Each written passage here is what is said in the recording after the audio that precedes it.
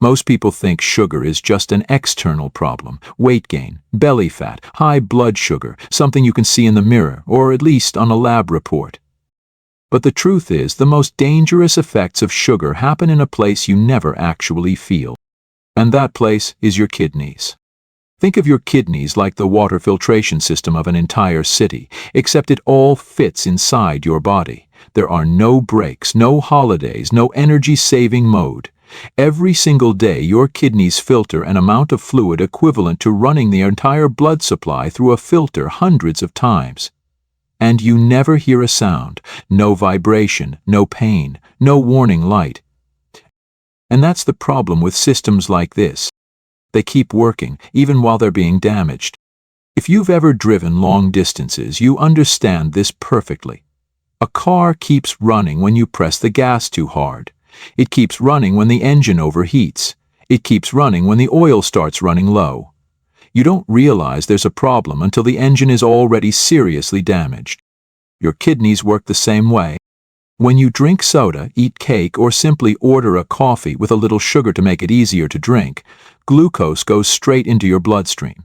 Your kidneys don't care whether it came from birthday cake or a healthy fruit juice. To your kidneys, it's all just sugar that has to be processed. Inside your kidneys are millions of tiny filtering units called nephrons. Think of each nephron like a security officer at an airport checkpoint. Every day, millions of passengers pass through. Under normal conditions, the process runs smoothly. But when the number of passengers multiplies, they can't turn anyone away. They can only work faster, harder, under more strain. When blood sugar stays elevated, the kidneys are forced to filter more and reabsorb more. To keep up, they increase filtration pressure. In medical terms, this is called glomerular hyperfiltration. But stripped of the jargon, it simply means this: your kidneys are being pushed beyond what they were designed to handle. Sound familiar? Like running a washing machine overloaded every single day. Like blasting an air conditioner at full power all summer without maintenance. Like forcing a bridge to carry more weight than it was ever built to support. The bridge doesn't collapse immediately, but cracks begin to form. The most dangerous part is that you don't feel those cracks forming. Kidneys don't hurt, they don't ache, they don't send clear warning signals. So many people live completely normal lives while their filtration system is slowly deteriorating little by little. That's why medicine has documented a cold, uncomfortable fact. By the time kidney disease starts showing symptoms, most of the function is already gone. Not 10%, not 20%, often more than half. At that point, the question is no longer how do I prevent damage, but how do I live with the consequences? So what happens when you reduce sugar? Not forever, not perfectly, best for 30 days. And before we move into the next part, where things start to become very clear, if you value science-based explanations without exaggeration, consider subscribing to the channel to keep learning. Here's something interesting about cutting back on sugar. During the first few days, you might actually feel worse.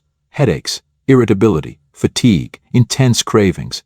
Many people assume their body is reacting badly, but in reality, it's more like turning off a constant background noise.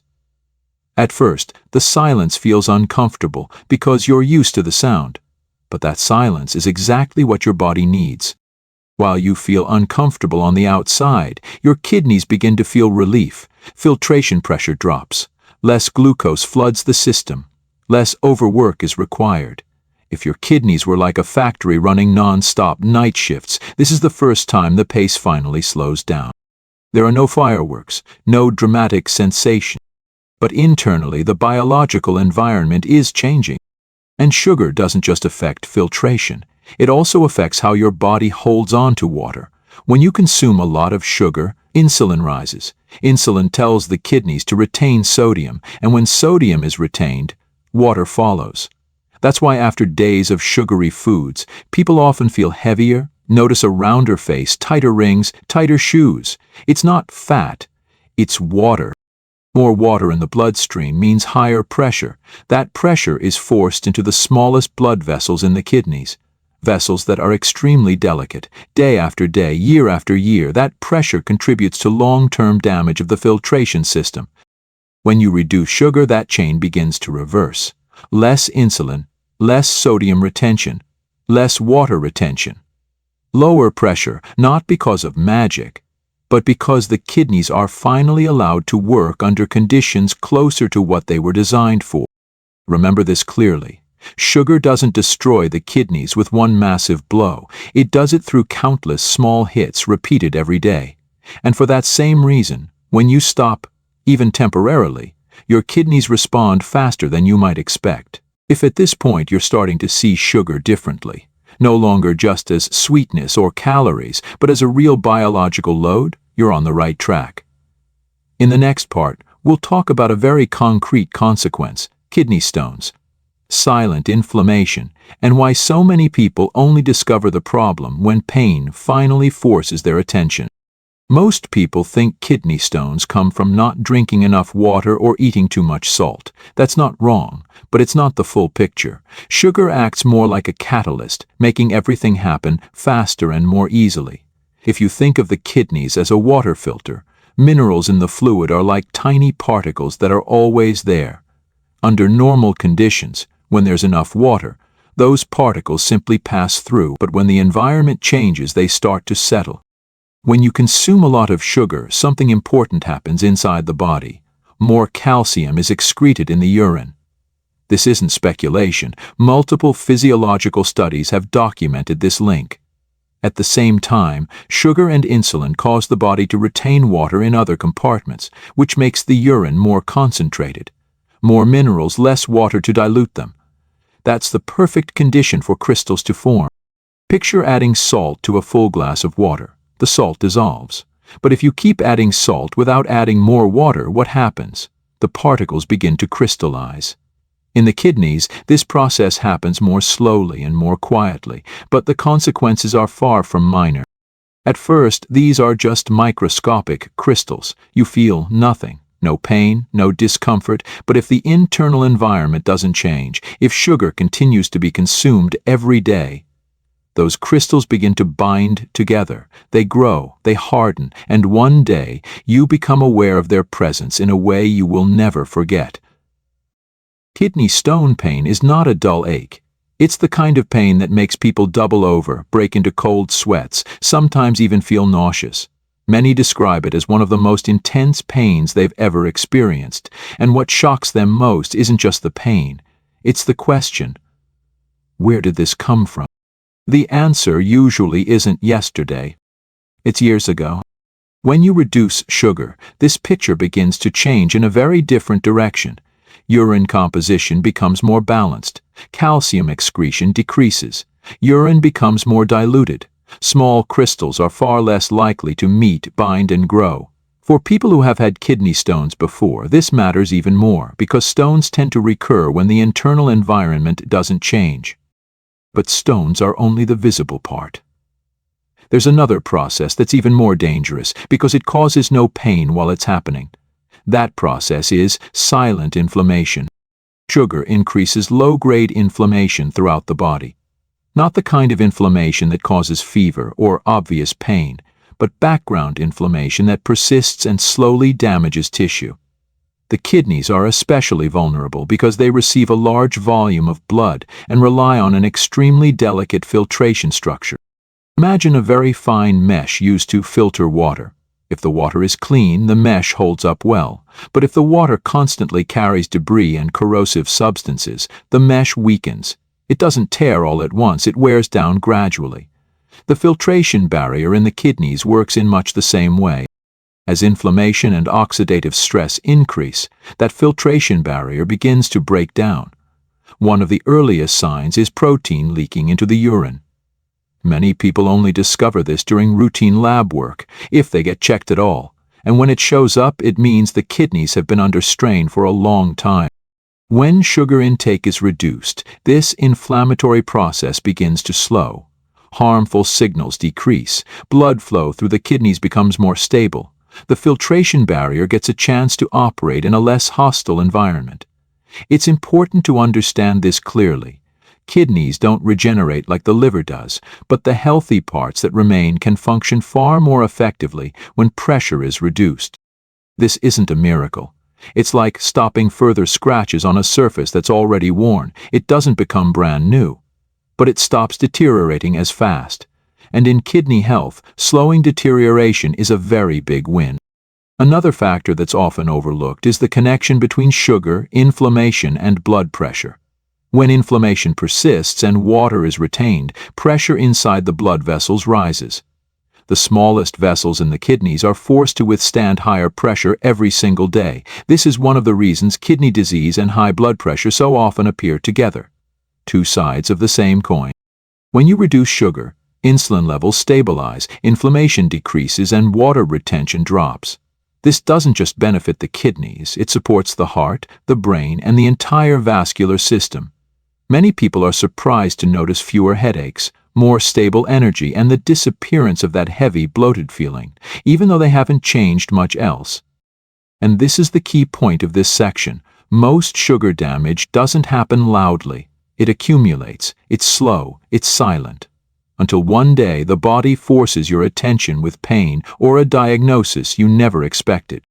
When you reduce sugar, you're not just eating healthier. You're changing the internal environment your kidneys have to work in every single day.